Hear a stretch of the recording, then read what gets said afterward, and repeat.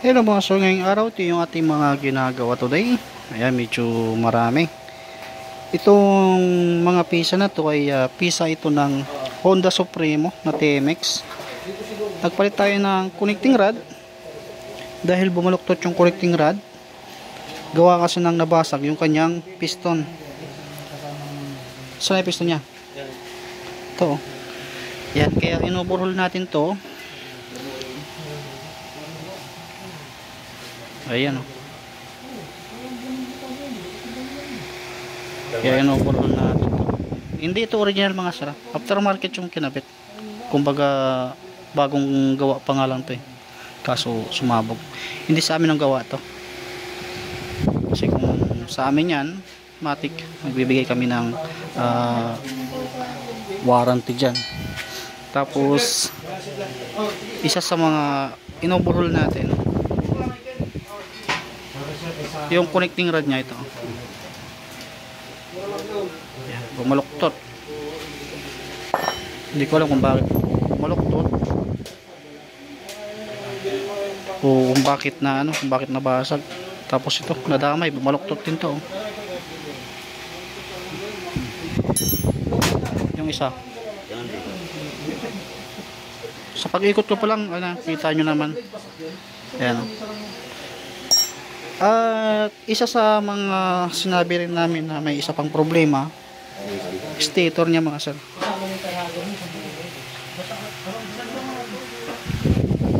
Kapag ganyan ang itsura niyan, sunog na yan.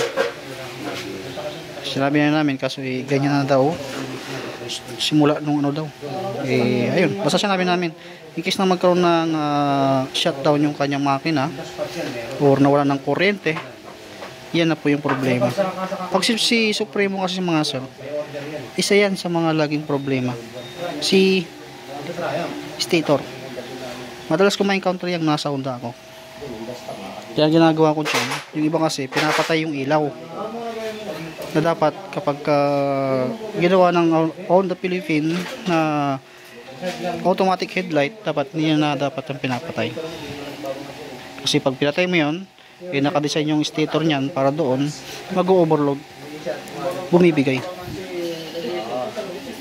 Tapos to ay PMS, palit tayo ng mga oil seal doon sa may panggilid, saka CBT overheat, tapos PMS sa kabila.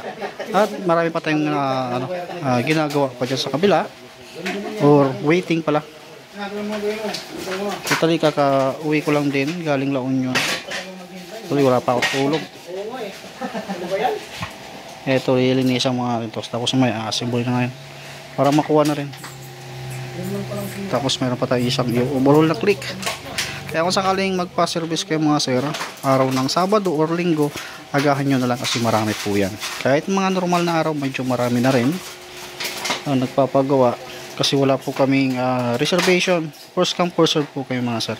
Kasi baka mamaya pagka nagpa-reserve kayo at hindi naman kayo pumunta, siyempre iintayin namin kayo.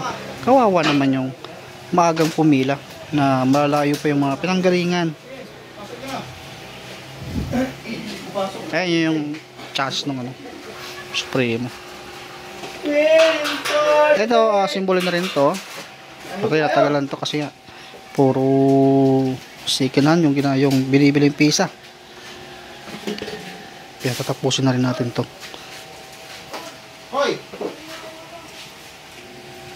Yan, sa mga magtatanong sa yung location natin mga sir, dito sa Maynila, number 5, 7th Street, Barangay Mariana, New Manila, Quezon City.